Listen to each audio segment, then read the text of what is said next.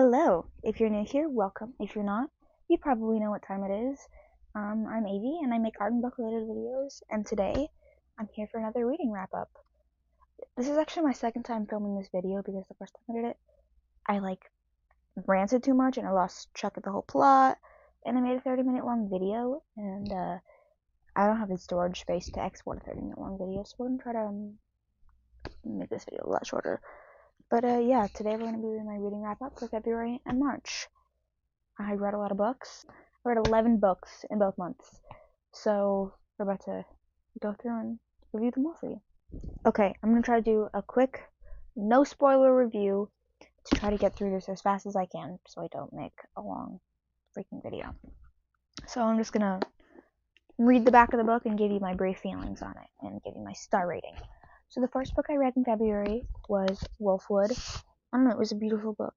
It's YA, and it's almost like a fantasy book, but it's almost not. It's very difficult to describe. It's about a young girl and her mom, who is a former painter who develops meningitis and loses her ability to paint. But not necessarily for a while, but then she gets her ability back. But she doesn't want to continue painting because there's a deep, dark secret about her paintings. So let me read to you the back of the book, which is really what the back of the book, and there's also a part on the side. So I'll read to you what drew me to this book. It says, a desperate teenage girl begins secretly forging her mother's paintings, bringing a dangerous imaginary world back to life. There aren't any wolves in Wolfwood, but there are monsters. I'm 6 years old when they find me. Night after night they trap me in the Wolfwood jungle. Boots like giant fingers grab my ankle, grotesque flowers knock me down with fleshy pink petals, slice open my guts with machete-sized thorns, python thick acid green vines wind around my neck, squeezing tight and tight and tight. And always, just as I'm about to die, the Wolfwood girls circle around, their own bloody wounds bandaged with fabric and torn, brightly colored dresses. I never understand why they won't help, why they're so angry with me, why the rage in their eyes is enough to wake me up screaming. So there's this deep, dark secret about her mom's old paintings, and they're also linked to this magical kind of fantasy world aspect. So in the side little profile, it's a hardcover book, so it's got one of these side flaps. So it says, "Don't be scared, Indigo. What isn't real can't hurt you." That's a quote from the book. The main character's name is Indigo. So Indigo and her mother, a once famous artist, Zoe Sierra, have barely been scraping by since her mom's breakdown. When the gallery offers Zoe a revival show for her unfinished blockbuster series Wolfwood, Indigo knows it's a crucial chance to regain stability. Zoe, however, mysteriously refuses. Desperate not to lose an opportunity, Indigo secretly takes up the brush herself. So she begins, forging her mom's paintings. It turns out there might be a good reason why her mother wants nothing to do with Wolfwood. Painting submerges Indigo into Wolfwood itself, a dangerous jungle where an army of grotesque monsters floor in a violent battle with a band of girls. Indigo enters Wolfwood again and again, and the line between fantasy and reality blurs. It's a tenuous act, keeping her forgery secret and her mind lucid, all while fighting her attraction to Kai, the son of the gallery owner. By the time Indigo realizes the true nature of the monster she's up against, it might be too late. The monsters just might win. It is very thriller-esque, and it's leaves you on a hook. I literally could not put this book down for days till I finished it, and it leaves you absolutely sobbing. Her relationship with her mother is very similar to my own complex relationship with my own mother, and it just left me sobbing for days and days and days. And there's a lot of mental health aspects of this book that draw you in. And the main thing that drew me in was the art aspect. It's very well written, and it was written by a fine arts major, so all of the artistic parts of the world are insane, and all of the descriptions of the world building and the flora is immaculate. And I also took this up because I'm an art major and I'm going into university for fine art, so I was you know what, this is a yes book. So I ended up giving this book 5 stars. It was insane. I loved it, and the ending left me in tears. I was sobbing hysterically. My brother comes in my room and is "Avee, why are you crying?" And I'm another book. 4 minutes in, let's try to get to the next book. Okay. I did not read a lot of books in February, unfortunately. I don't know why, I was just very depressed. Another one of the books I read was Wings of Starlight. I've been looking forward to this book for a very long time. The moment they announced this book, I was like, okay, yep, I need to read it. I was a very big, I was gonna say Twilight fan. I was a very big Tinkerbell fan when I was younger, and my favorite of all the Tinkerbell movies was Secret of the Wings. I just love the sister aspects because like I'm a sister myself. I have a complex relationship with both my siblings, so I just have always loved that movie. And it always makes me cry. But I also loved the idea of Clarion and Mallory and like the forbidden romance and the fact that they literally like cannot be together because like they will die. So like their tragic backstory drew me in and broke my heart, and I cried for days and days and days. Like I knew it would end like this, but I didn't expect to sob that hard. Also, this book has incredible lore and like world building on Pixie Hollow and like developing background characters that you don't expect to get super attached to. Like, and there's also like a background sapphic couple that you don't expect to get like super attached to, but like by the end you're like, what's gonna happen to them? So it really drives you in. And I also ended up giving this book 5 stars. I'm really just be giving a lot of 5-star ratings this year. So the next 2 books I don't really have on me. They were library books that I rented, and I haven't been to the library in like months. So I'll just give them a quick review because I don't really remember much about them, but I remember they were pretty decent books. So the first book was A Guest in the House by Emily M. Carroll. Sorry. Blah, blah. It was a psychological thriller book. It was also a graphic novel to include to my graphic novels this year, and I don't know, it really just drew me in. And it was just about like it wasn't about your average like everyday housewife. It was about this older 30-year-old woman who was also on the larger scale, and she didn't really think that she was like attractive or that anyone would love her. And this like rich old man comes into her life and it's like, let's get married. You can like come be the stepmom to my child. Maybe we can go move to this town. And she's like, yeah, great, love this. But it turns out there's a deep secret that he's been hiding, and she has to like uncover it for the rest of the book. And it's insane, and it has like the world's most beautiful visuals ever. So I 100% recommend it. I ended up giving that book 4 stars. And then next was Leap. It was like a young adult kind of coming of age kind of book. Another graphic novel, and it was about 2 ballet students kind of like just dealing with their lives as young repressed homosexual girls in a very conservative town in Romania. So like very not okay to be out, and they just kind of have to like deal with their lives. And like coming to one of the characters is in a very toxic relationship and is like trying to like deal with that, and by the end she breaks up with her ex, and it's like, we're good. And the other one is struggling with figuring out that they are a lesbian and struggles with that by developing a crush on their like ballet teacher, and it's very complex, and like she takes things really far. It's insane. But in the end it's like a really great story of like what it's like to be a repressed teen in a conservative town where it's not really okay to be gay, but you are, and you just can't help but deal with these feelings. I ended up giving that one 3.5 stars because like it was okay. I really thought it would be a romance book for the 2 of them getting together, but it wasn't. So that was just because I had really high expectations. The rest of the books I thankfully have on hand. So next book, we're getting into our March reads. The next one I have is The Deep Dark. It's by Molly Knox Oystertag. I've read a lot of Molly's other books and I love them. If you didn't know, Molly Knox Oystertag is married to Andy Stevenson, the creator of Nimona and also the creator of the TV show Shira and the Princesses of Power. Their works together is insane. Their relationship, I love them so much. They're so cute, and I've always been like obsessed with both of their writing. So I just wanted to get. When I heard that Molly made another book, I was like, yes, I have to get it. I read her previous book, The Girl from the Sea, loved it. And also I really loved all of the writing that Molly did for The Owl House. Molly has written multiple of the Linwoody episodes for The Owl House. So like I was like, yes, God, let's go. They notoriously short a lot of the earlier season 2 scenes of Luce and Anthony. So I was just like, you know what? I love how you write sapphics, so I had to read this one. And I sobbed. I ended up sobbing. And not a lot of graphic novels that you sob, but this one did. I was like on the floor, tears streaming down my face. I was like, thank gosh I got this book, because like I didn't think it would be that moving, but it was insane. It has a lot to talk about like learning to love yourself and like dealing with your inner demons. Literally. I don't know.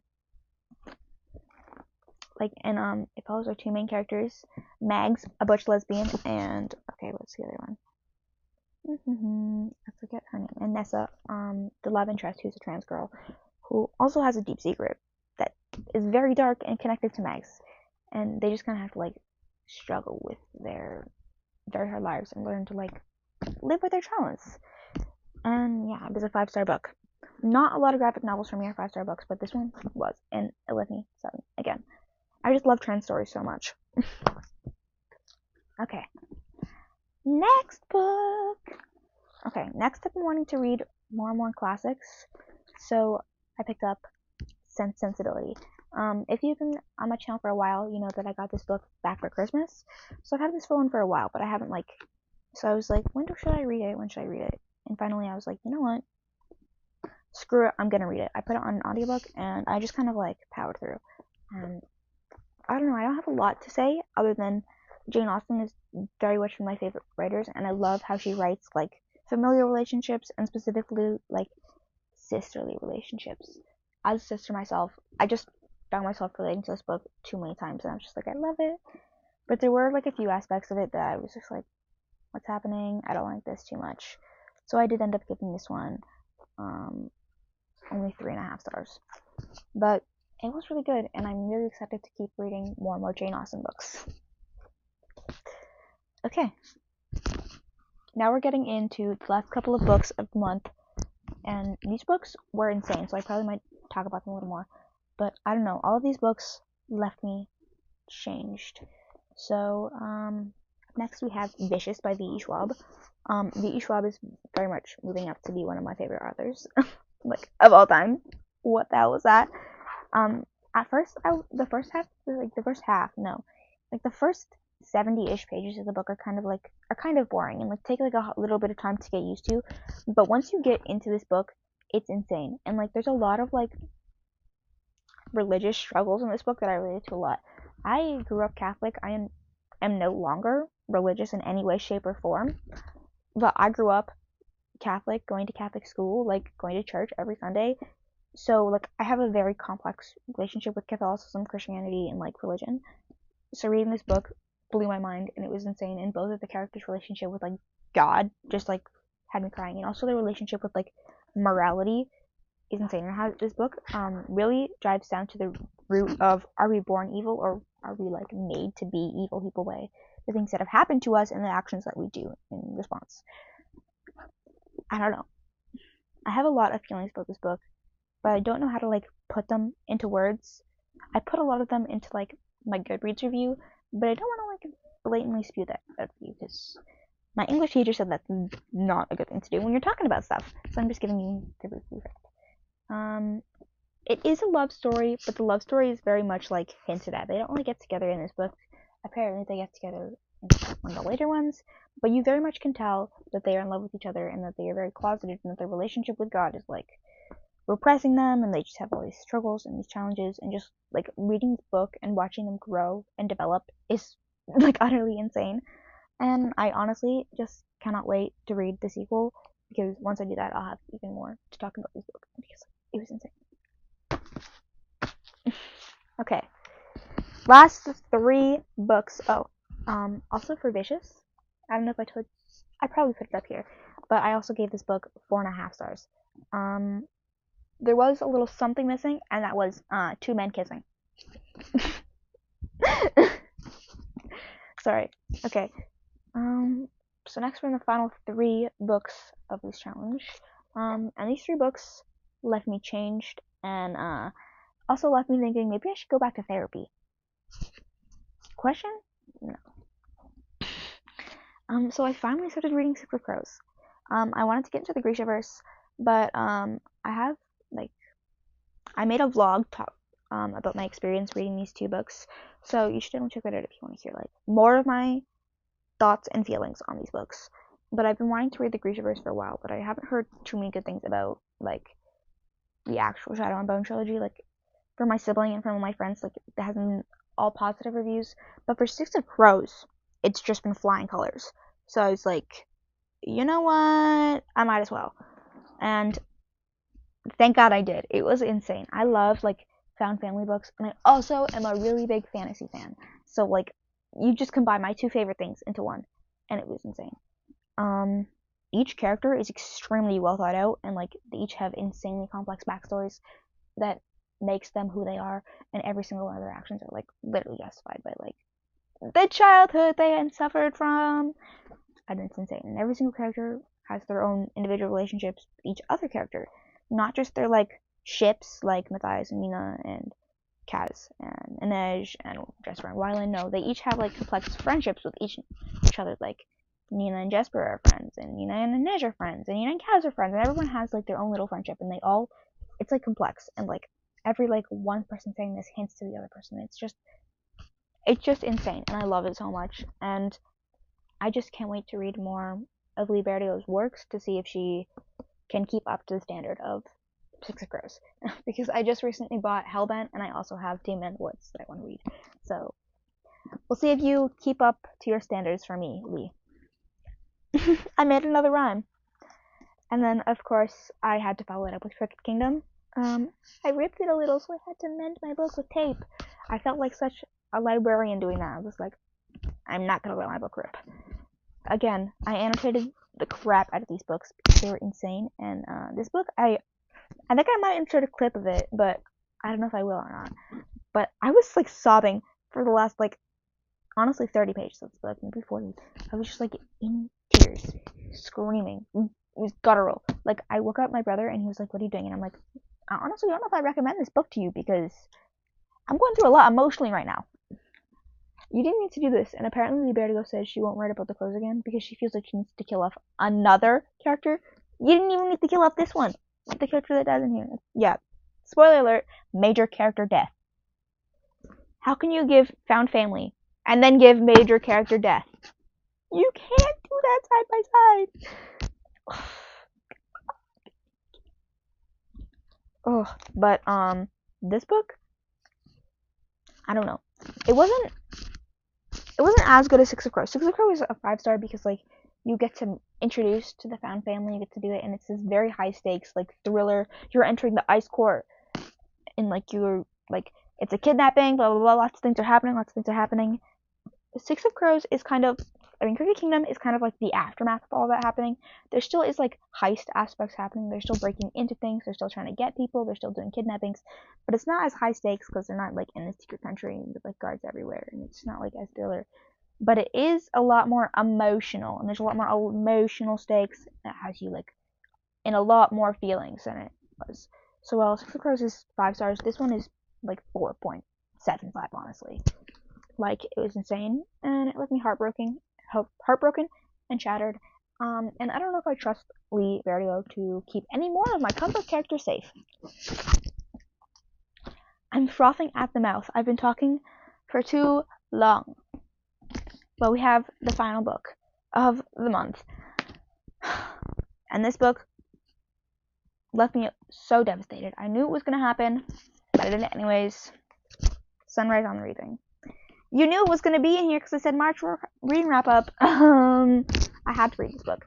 I ended up going to a midnight release party so I could get this book literally at midnight when it dropped so I could start it. And I was like, honestly, I didn't even read it right at midnight. I came home and I started crying on the floor and started shaking because I knew traumatizing things would happen, and I just couldn't put myself through that because I had just finished putting myself through Six of Crows. So I was like, I took a deep breath and made myself a snack, and I started reading, and I got 3 chapters in, and I was like, I don't want to spoil it because this book literally just came out a couple weeks ago almost. And like I'm not like a kind of gonna spoil a book that came out like last week. I'll spoil a book that came out 3 years ago, but I won't spoil a book that comes out like the other day. Okay, I'm not that kind of person, guys. Trust. But oh my gosh, Suzanne Collins really said you really read Songbirds and Snakes and did not listen. You have to listen. She has so much to say about the world, and I'm listening. Are you listening? I saw someone say that I saw a Republican say that they like Suzanne Collins, and I was like, how can you be a Republican and like Suzanne Collins, when she literally talks about how you aren't supposed to eat the bullcrap that your government feeds you? Just saying. I don't know what I can say about this book without making it too spoilery, but she really said y'all fell for the propaganda. She really called us members of the capital citizens. She called us capital citizens. She said we fell for all of the propaganda. We fell for it all. We need to listen harder and we need to look harder because everything that we knew about Hamish's games was pretty much false. Yeah, there was. It wasn't like false. He wins. Maisley dies.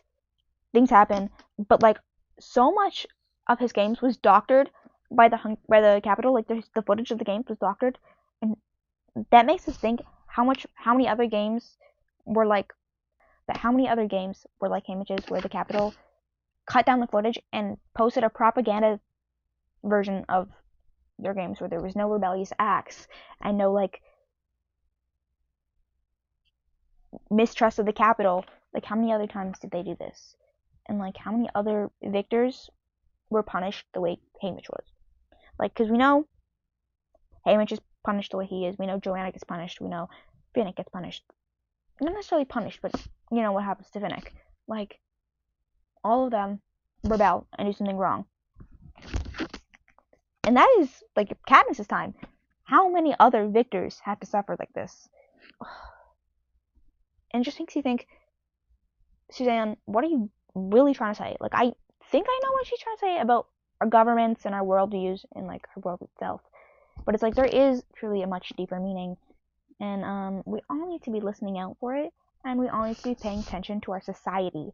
Because Suzanne Collins is really trying to say something. And we need to be listening to her. And we need to not be taking the bullcrap the capital is giving us. Okay. Yeah. Not 30 minutes, but that was a long video. So yeah, that was my February and March reading wrap up.